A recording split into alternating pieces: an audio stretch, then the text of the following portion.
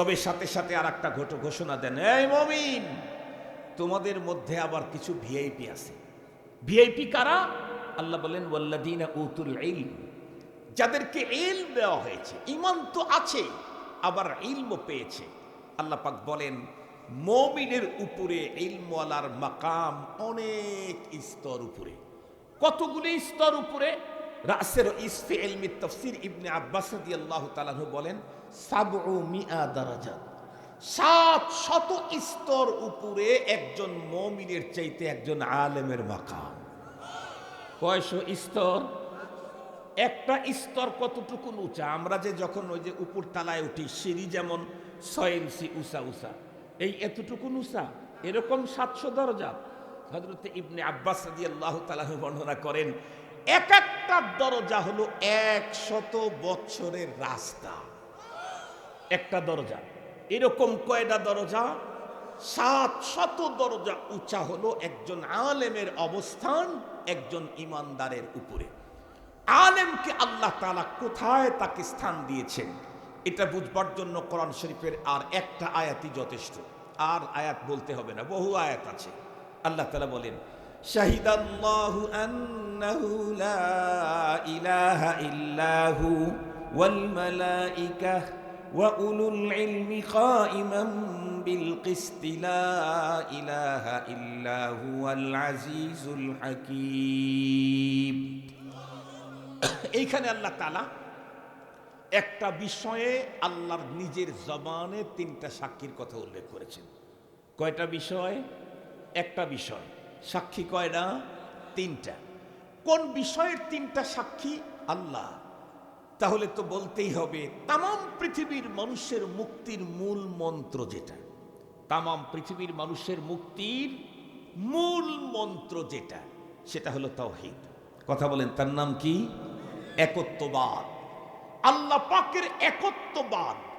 এই একত্ববাদ ছাড়া পৃথিবীর কোনো মানুষের মুক্তি সম্ভব নয়। পৃথিবীর যে কোনো মানুষ মুক্তি পেতে চাইলে তাকে তাওহীদবাদী হতে হবে, একত্ববাদের বিশ্বাসী হতে হবে। রব যে একজন, কুল হুয়াল্লাহু আহাদ, রব যে একজন, লা ইলাহা ইল্লাহু, নেই কোনো মাবুদ, শুধুই একমাত্র উনি। এই কথার সাক্ষী আল্লাহ কোরআনে হাকিমে। আমাকে যেভাবে নামাজ পড়তে দেখেছো তোমরা পুরুষেরা সেভাবে নামাজ পড়ো। সাল্লু, তোমরা পুরুষেরা পড়ো কামা রাআইতুমুনি উসাল্লি, যেমন আমাকে পড়তে দেখেছো। এখন আপনি যদি পুরা ৩০ পারা কোরআন খোঁজেন পাবেন আকিমুস সালাহ, পাবেন আকিমিস সালাতা তারফাইন নাহারি ওয়া যুলাফাম মিনাল লাইল ইন্নাল হাসানাতি ইউযহিবনাস সাইয়্যাত যালিকা যিকরা লিয-যাকিরিন, পাবেন আকিমিস সালাতা লিদুলুকিশ শামসি ইলা গাসাকিল লাইল ওয়া কুরআনুল ফাজর ইন্না কুরআনুল ফাজরি কানা মাশহুদা। এই জাতীয় অনেক বর্ণনা পাবেন। বাট জোহরের সালাত যে ৪ রাকাত, প্রত্যেক রাকাতে ১ রুকু ২ সেজদা, ২ রাকাত পরে পরে বসতে হয়। আসরের সালাত ৪ রাকাত, কিন্তু মাগরিব ৩ রাকাত, ফজর আবার ২ রাকাত ফরজ। এই বর্ণনা ৩০ পারা কোরআনের কোথাও পাবেন? কোথাও পাবেন? রব গাইড দিয়েছেন, অর্ডার করেছেন আকিমুস সালাহ, নামাজ কায়েম করো। বাট সেই পদ্ধতি শিখাবার জন্য রব্বুল আলামিন তার পক্ষ থেকে স্পেশাল করে তৈরি করেছেন নবী এবং রাসূলদেরকে। স্পেশাল করে, মানুষই কিন্তু স্পেশাল করে তৈরি করেছেন। মুহাম্মাদুন বাশার লাইসা কাল বাশার, কাল ইয়াকুতাতে হাজার লাইসা কাল হাজার। খুব ভালো করে কথাগুলি বুঝবেন। তাহলে এই পৃথিবীর কোনো একজন মানুষ আল্লাহ পাকের পক্ষ থেকে নাজিল করা গাইড যথাযথ পালন করতে চাইলে তার পক্ষ থেকে প্রেরিত প্রশিক্ষক ছাড়া এ কোরআনের উপরে জীবন গড়া পৃথিবীর কোন মানুষের পক্ষে সম্ভব নয়। গভীরভাবে লক্ষ্য করেন, একটা আসমানি কিতাব এমন আসে নাই যে কিতাব পাঠানো হয়েছে শুধু প্রশিক্ষক নাই, একটাও আসে নাই। কেন? কারণ আসমানি কিতাব প্রশিক্ষক ছাড়া পৃথিবীর মানুষ মানার কোনো যোগ্যতাই রাখে না। তবে লক্ষাধিক পয়গম্বর প্রশিক্ষক এমন এসেছেন যাদেরকে স্পেশাল করে নতুন কোনো কিতাব দেওয়া হয় নাই। এরকম প্রশিক্ষক 1 লাখের অধিক এসেছেন। তার মানে রব্বে করিমের পক্ষ থেকে প্রশিক্ষক যেটা, এই প্রশিক্ষক যদি থাকে, পূর্বের কিতাব দিয়েও মানুষ আল্লাহ পাওয়া, জান্নাতে যাওয়ার পথ খুঁজে বের করতে পারবে। তাহলে কি লাগবে কথা বলেন? দুইটাই লাগবে। একটা হলো রবের পক্ষ থেকে গাইড লাগবে, আর একটা হলো সেই গাইডের প্র্যাকটিক্যাল প্রশিক্ষক লাগবে। এখন আমি আপনাদেরকে জিজ্ঞাসা করতে চাই, আজকের এই পৃথিবীতে কি কোরআনের প্রশিক্ষক আছেন? এখন নেই। কোরআন যার উপরে নাজিল করা হয়েছিল উনি এসেছেন দুনিয়া থেকে 1450 বছর আগে। আজ পর্যন্ত মানুষ কোরআনের মাধ্যমে আল্লাহ পাওয়া, জান্নাতে যাওয়ার পথ খুঁজে পাচ্ছে। কেমনে? কারণ হলো রাসূল করিম সাল্লাল্লাহু আলাইহি ওয়াসাল্লাম পৃথিবী ছাড়ার আগেই তার এই জিম্মাদারি তার অবর্তমানে কে পালন করবে এটার ঘোষণা দিয়ে গেছেন। নবীজি বলেন, আল উলামা ওয়ারাসাতুল আম্বিয়া, উলামায়ে কেরাম সমস্ত নবীগণের ওয়ারিস। আর উলামায়ে কেরাম ওয়া ইন্নাল আম্বিয়া লাম ইউয়ারিসু দিনারান ওয়ালা দিরহাম, পৃথিবীর কোন নবী রাসূলগণ অর্থ সম্পদ রেখে যান নাই যে সেই সম্পদের বিরাসত উলামায়ে কেরাম পাবে। ইন্নামা ওয়ারাসুল ইলম, উলামায়ে কেরামকে যে বিরাসত দেওয়া হয়েছে সেটা তো আসমানি ইলমের। সুবহানাল্লাহ বলবেন না যে? কথা বলেন, কোন ইলম? আসমানি, ওয়াহির ইলম।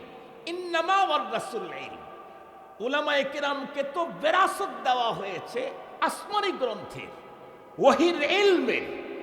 সঙ্গত কারণেই কিয়ামত পর্যন্ত এই ওয়াহির ইলম অনুযায়ী কোনো মানুষ যদি নিজেকে পরিচালিত করতে চায়, তাহলে যাদের কাছে বিরাসত আছে তাদের কাছ থেকে প্রশিক্ষণ নিয়েই তাকে ওয়াহির উপরে জীবন পরিচালিত করতে হবে। তাদের কাছ থেকে প্রশিক্ষণ নিবে না।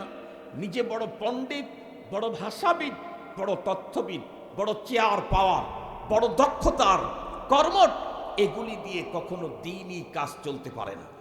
সহজে বুঝবার জন্য একটা মিসাল বলি। আমাদের বাংলাদেশে আপনাদের এই অঞ্চলের এমপি কি এখন আছে? নাই। মেয়র আছে, উপজেলা চেয়ারম্যান আছে, একটাও নাই। মুহতারাম হাজিরিন, কিন্তু এমপির কাজ, মেয়রের কাজ, উপজেলা চেয়ারম্যানের কাজ কি বন্ধ আছে না চলতেছে? চলতেছে। যেহেতু এমপি নাই, এই কারণে এই এলাকার যত মানুষ এমপির সিগনেচার লাগতো তারা নিজেরা সিগনেচার দিয়ে কাজ করে নিয়ে যেতেছে। যেহেতু এমপি নাই, এই সিস্টেম। যেহেতু মেয়র নাই, এ কারণে প্রত্যেকে নিজের কাজের সিগনেচার নিজেই করে কাজ করে নিয়ে যেতেছে। এই সিস্টেম কি না? এমপি নাই, মেয়র নাই, উপজেলা চেয়ারম্যান নাই, গভর্নমেন্ট, অন্তর্বর্তীকালীন গভর্নমেন্ট আছে। এই গভর্নমেন্ট তাদের না থাকার কারণে তাদের দায়িত্ব পালনের জন্য কাউকে অনুমোদন দিয়েছে। যাকে অনুমোদন দিয়েছে সেই লোক যোগ্য হোক আর অযোগ্য হোক, গভর্নমেন্টের অনুমোদনের কারণে তার সিগনেচারেই সব কাজ হবে। আপনি যত বড় আসমান ছোঁয়া যোগ্য হন, আপনার 1 কোটি সিগনেচারে এক বস্তা বালুর কাজও হবে না। কথা আপনাদের কি বুঝে আসছে কথা না? গভর্নমেন্ট যাকে দিয়েছে নিয়োগ, সে সিগনেচার করলে এমপির কাজ হয়ে যাবে, সে সিগনেচার করলেই মেয়রের কাজ হবে, তার সিগনেচারেই উপজেলা চেয়ারম্যানের কাজ হবে। সে যোগ্য না অযোগ্য সেটা দেখার সুযোগ নাই। গভর্নমেন্ট তাকেই অনুমোদন দিয়েছে। গভর্নমেন্ট যদি কাউকে অনুমোদন দেয়, সে ছোট হোক আর বড় হোক, এদেশের রাষ্ট্রীয় কোনো কাজ করতে চাইলে তার সিগনেচার ছাড়া যেমন হয় না, মুহাম্মদুর রাসূলুল্লাহ উলামায়ে কেরামকে অনুমোদন দিয়ে গেছেন, তাদের সিদ্ধান্ত ছাড়া ধর্মের কোনো কাজ চলতে পারে না। আপনি নিজে পণ্ডিতি করবেন, নো রাইটস। আপনি নিজে পণ্ডিত করবেন, নো, এই পারমিশন আপনার নাই, এ অনুমোদন আপনার নাই। এটা আপনার জন্য কখনোই কল্যাণকর হবে না। মুহতারাম হাজিরিন, সেই উলামায়ে কেরাম যাদেরকে আল্লাহ পাকের রাসূল ঘোষণা দিলেন নবীদের ওয়ারিস, ঘোষণা নবী দিলেও ঘোষণা দেওয়াইছেন কেরা? আল্লাহ পাক নিজেই বলেন, ওয়ামা ইয়ানতিকু আনিল হাওয়া ইন হুয়া ইল্লা ওয়াহয়ুন ইউহা। নবীজি বলেন, কিন্তু বলান কে? বলেছেন নবীজি, বলাইছেন কে? এ কথা কি নবীজি বলছেন না আল্লাহ নিজেই বলেছেন? আল্লাহ নিজেই বলেছেন, মা ইয়ান্তিকু আনিল হাওয়া। আমার রাসূল নিজের পক্ষ থেকে বলেন না, যেটা বলেন ইন হুয়া ইল্লা ওয়াহয়ুন, যা বলেন সেটা হলো আমার ওয়াহী। এ কারণেই তো ইমাম বুখারী রাহমাতুল্লাহি আলাইহি বুখারী শরীফ হাদিসের কিতাব লিখতে গিয়া প্রথম পরিচ্ছেদ কায়েম করছেন বাবুন কাইফা কানা বাদুল ওয়াহী। প্রথম পরিচ্ছেদ কায়েম করছেন ওহী সংক্রান্ত আলোচনা। কিতাবটা হাদিসে ওহীর সাথে কি সম্পর্ক? কারণ হলো যে হাদিস ও ওহী, কথা বলেন হাদিস ও হাদিস যে ওহী, এ কথা স্বয়ং রব্বুল আলামিন কোরআন শরীফের ভিতরে ঘোষণা করেছেন। তো এবার আসেন মুহতারাম হাজিরিন, তো উলামায়ে কেরামের মাকাম কত উঁচায়, নবীর যুগে নবীজিকে বাইপাস করে মাইনাস করে শুধুই আসমানি গ্রন্থ দিয়ে কেউ যেমন আল্লাহ পায় নাই, জান্নাতে যায় নাই, নবীর অবর্তমানে ওয়ারাসাতুল আম্বিয়ার যুগে ওয়ারাসাতুল আম্বিয়া নায়েবে নবীদেরকে বাইপাস করে মাইনাস করে শুধু কোরআন হাদিস নিজের পণ্ডিতি দিয়ে বুঝে কেউ আল্লাহ পেতে পারে না, জান্নাতে যেতে পারে না। উলামায়ে কেরামের মাকাম, আপনি কাকে অবজ্ঞা করছেন? কারে আপনি কারে অবজ্ঞা করছেন? আপনি চিনেন তারে? আপনি তার মাকাম জানেন, বুঝেন? ভালো করে শুনেন, আল্লাহর কোরআন থেকেই বলছি। আল্লাহ তাআলা বলেন, ইয়ারফাইল্লাহুল্লাযীনা আমানু মিনকুম ওয়াল্লাযীনা উতুল ইলমা দারাজাত। কোরআন শরীফের আয়াত তো নাকি বলেন? কোরআন শরীফের আয়াত না? আল্লাহ পাক বলেন, এই পৃথিবীতে যত মানুষ আছে সমস্ত মানুষের মধ্যে মর্যাদায় উত্তীর্ণ হলো যারা ঈমানদার তারা। আজকের পৃথিবীতে মানুষের সংখ্যা 806 কোটি। এই 806 কোটি মানুষের মধ্যে 1/4%, এক চতুর্থাংশ হলো মুসলমান। আল্লাহ পাক বলেন সমস্ত মানুষের মধ্যে মর্যাদায় উত্তীর্ণ কারা? মুমিন যারা তারা।